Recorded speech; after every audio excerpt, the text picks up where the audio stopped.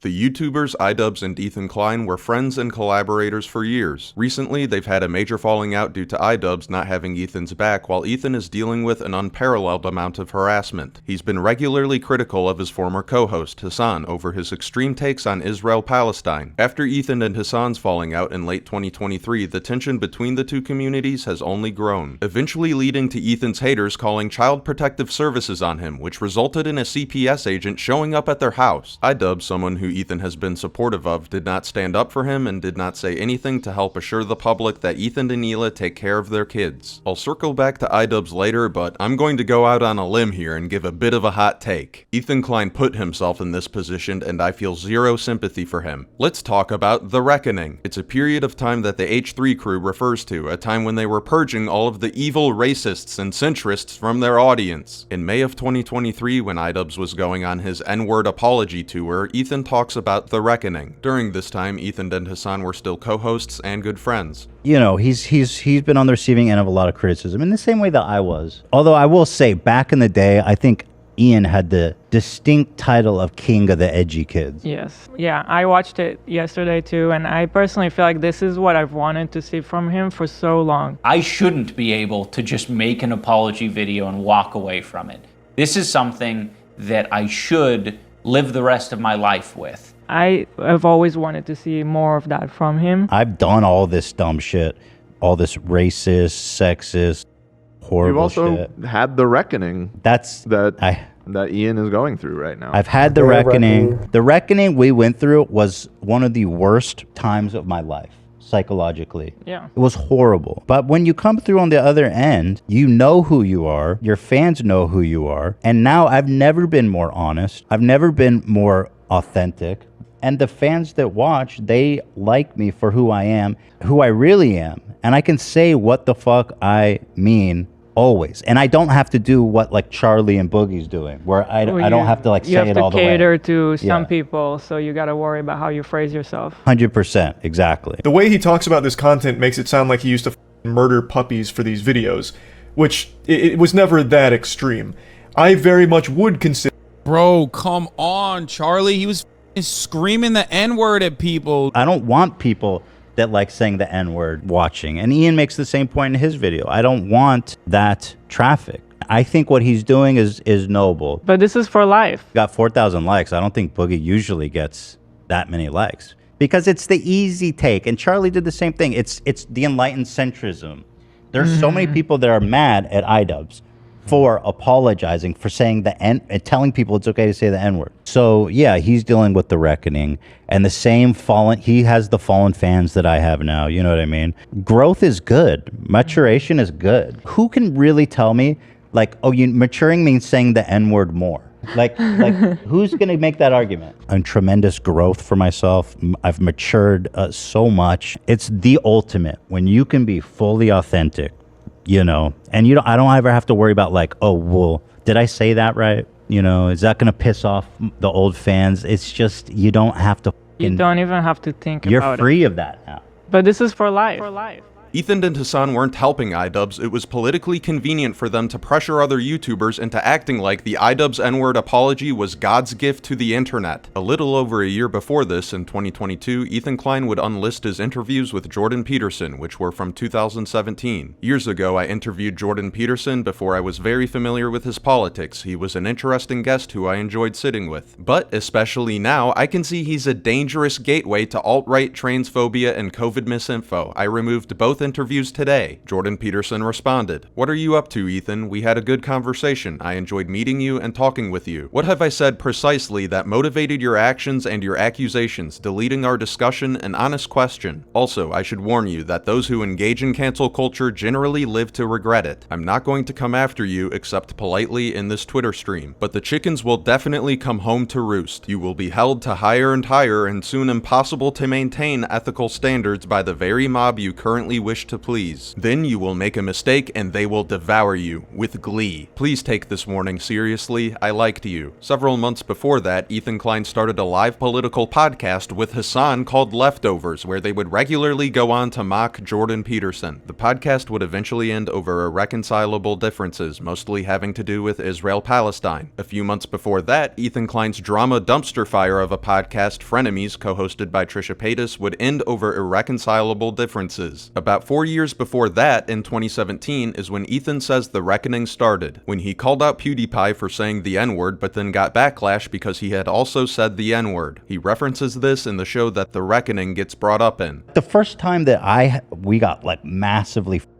is when I dared to criticize PewDiePie for the N-word thing. That was such a shitstorm. People were mad about that. Part of that storm was because you criticized him before that reckoning had really taken place. Correct me if I'm wrong, but that sort of was the beginning of you sort of trying to reanalyze who is in my audience, who am I catering to? Because, you know, your past racist remarks and stuff like that. That was the criticism, is like, oh, you do this. Mm-hmm. It's hard, you know, it's yeah, exactly. Right. And that's fair, right? Right. That was fair at the time. I don't think Felix is a racist person, but God damn, he really kind of just was really comfortable using that word. I mean, I know this is a point a lot of people say, but it certainly seems like that's not the first time he's used that word in that context. I've done all this dumb shit, all this racist, sexist, horrible shit. This was right around the time when he had his first interview with Jordan Peterson. To recap, Ethan Klein decided to call out PewDiePie for saying the N-word when he had very recently been using that word as well. After he gets called out for his hypocrisy, he slowly starts to become more political along with his content. He starts a drama podcast with Trisha Paytas, which blurred the line between entertainment and private family conflicts. It was the provocative dumpster fire that he wanted it to be. When that show inevitably ended, Ethan Klein decided to jump into a political podcast with Hassan, someone who is known for their heavy-handed pro-Palestine, anti-Israel stances. During this time, Ethan sees what is happening around him as the reckoning, the need to burn off all of those dastardly, toxic racists that have been making his life hell because they merely criticized him on the internet. Starting a podcast with Hassan was Ethan's attempt to court only the most left-leaning, progressive audience he possibly could. So now when people accuse him of saying the N-word, he can say he's a changed man. This was all done so Ethan can avoid being called a hypocrite. People knew back then that Hassan was extreme. People were warning Ethan that this would happen. And even with the whole internet telling him he's making a mistake, he still decided to court that audience in defiance to anyone who doesn't lockstep with his new political beliefs. This is probably why Ethan and iDubbbz were able to stay friends for so long. They both made a similar political change, not out of virtue, but out of greed and cowardice, out of defiance of the old audience and a desire to feel accepted by a new audience. The problem is that new, mature, rational, high-minded audience wound up calling Child Protective Services on Ethan. Ethan chose this every step of the way, deluding himself and countless others, iDubbbz especially, into thinking this was the noble route to take. I don't say the N-word anymore, and my audience doesn't want me to say the N-word anymore, and that's the only measure of what is good and bad that I have, meaning that I'm a really good person now, and so is everyone around me. Oh wait, never mind, I'm going to be contacting Twitch's advertisers and suing subreddits over how disgusting of a person my old friend and co-host Hassan is. In order to properly navigate the media landscape as an online content creator, there is one crucial skill that stands out from the others, being a good judge of character. Either Ethan is an awful judge of character, yet has still managed to stumble into one of the most successful, long-living careers on YouTube, or he intentionally seeks out controversial figures to temporarily align with for the sake of politics and theatrics. You don't even need to be a good judge of character to be able to tell that Hassan has some extreme takes. Whether you think his pro-Palestine stance is genuine or a part of his grift, it's always been a part of his brand, even before the attacks in October of 2023. I'm not expecting Ethan to have the foresight to know when shit is going to hit the fan in the Middle East, but he should have known that a lying pro-Israel shit-stirrer making a political show with a radical anti-Israel propagandist is going to end in flames. About 6 months after the H3 podcast episode where they talk about Ian's apology and the reckoning, Ethan would end the show he started with Hassan, Leftovers. This was shortly after the October attack, so the conversation around Israel-Palestine was getting even more tense. Leftovers became more of a crying competition than anything else before reaching the predictably bitter end. Fast forward about a year, towards the end of 2024 and the start of 2025, and now Ethan is a full-blown political commentator who constantly focuses on arguably the most divisive conflict in human history. October 16th, 2024, Ethan spends 2 hours addressing Hassan and his community.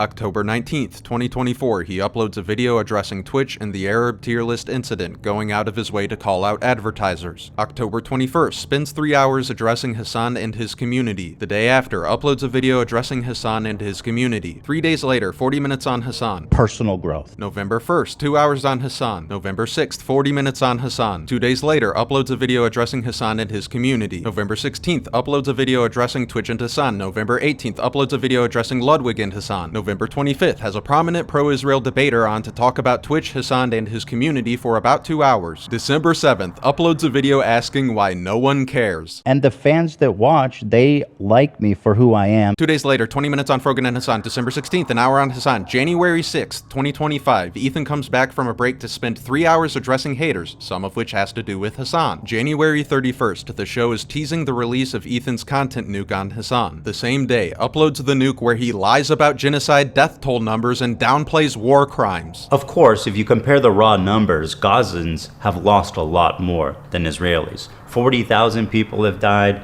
and neighborhoods have been completely flattened during this war. The figure he cites is wrong. It's just wrong. Credible estimates have placed the full scale of the slaughter in Gaza at over 65,000 deaths due to traumatic injury alone, with further projections that include indirect deaths in the hundreds of thousands, potentially over 10% of the population of Gaza. Ethan's brief and false citation leaves a lot of other things unmentioned, like how the vast majority of these deaths have been Palestinian civilians, including over 15,000 children. The United Nations described Gaza as a graveyard for children just months into the genocide, and after that, Israel only ramped up its child killing. And since then, he's only been dedicating more and more time to giving attention to his most rabid haters, threatening to sue and dox his old fan base. People keep saying that it's Hassan's audience doing this to Ethan, but that's the audience Ethan went out of his way to court. It's not just Hassan's audience, it's Ethan's audience too. Plus, H3 openly battling with their haters, no matter how big or small, has been a constant of the brand. Considering the years of trying to cozy up to Hassan's audience in order to wash off the reputation of being racist, only to literally declare war against those people, suing and subpoenaing them, trying to get them fired from their jobs after lying about an ongoing genocide, the major thing he knows they care about, it's like,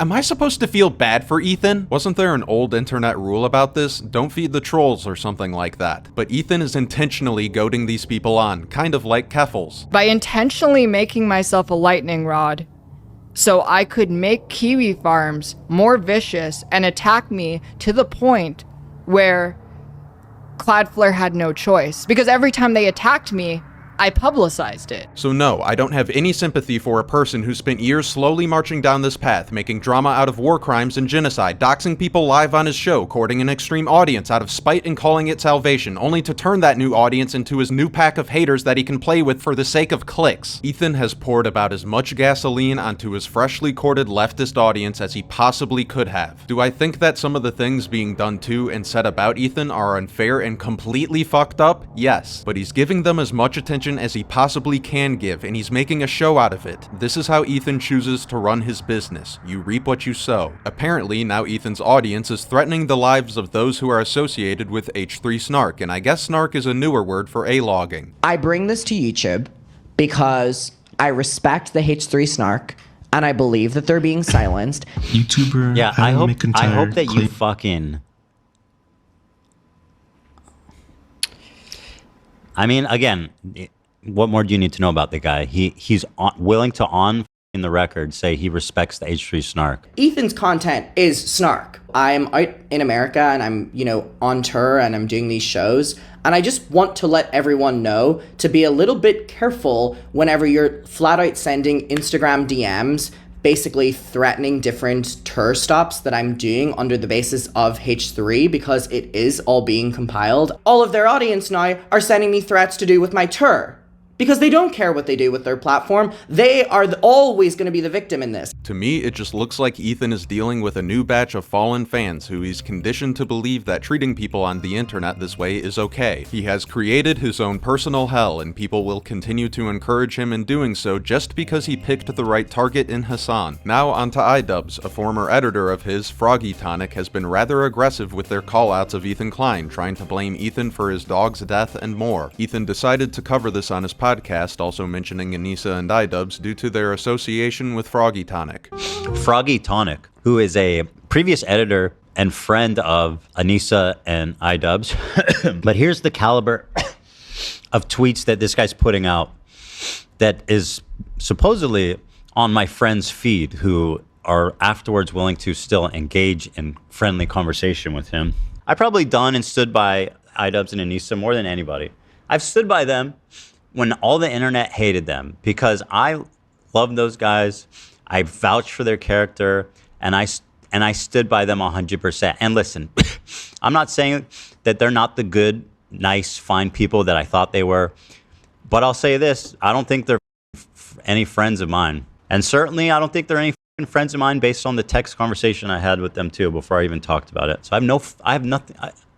I don't need any halfway friends, man. My good friends who I stood by after all these years can't find a spine to speak up. You know why? Because they'll get murdered for saying one goddamn thing in our defense. Like, actually, Hila's not a baby killer. Actually, accusing Ethan of killing his dog is maybe too far, because they have mobilized such an insane harassment group that anybody who says anything, they will attempt to ruin their lives. And once again, I'm the crazy one. If this mob is as bad as Ethan is saying, then wouldn't it make sense that iDubbbz and Anissa don't stick their necks out for them? Was anyone really expecting iDubbbz to have more of a spine? I don't get it. iDubbbz was in a position where if he sides with H3, he'll be associated with genocide denial, and if he does anything else, he'll be called a backstabber and a coward. Who among us was expecting iDubbbz to come out with some bold take? Apparently, Ethan asked iDubbbz to at least publicly say something along the lines of, "Look guys, Ethan and Hila are good loving parents and they take good care of their home," which iDubbbz never did. To me, this just solidifies Ian's stupidity when it comes to optics, but I'm certainly not shocked that someone who has a reputation for being an impotent loser wound up acting like an impotent loser. Beyond merely being a symbolic gesture though, how would have saying that Ethan Klein is a good father helped anything? Do we really think that the people calling CPS on Ethan are going to listen to iDubbbz and just go, "Oh yeah, I guess I'm not mad at Ethan Klein anymore. I guess I no longer care about Palestinians or Israel's war crimes"? There's nothing that iDubbbz can do to save Ethan from this. 2 days after Ethan first addressed iDubbbz, they bring up Anissa and Ian again, reiterating that he didn't have their back and that they're no longer friends. And our other good friends. Yeah. Anissa and Ian.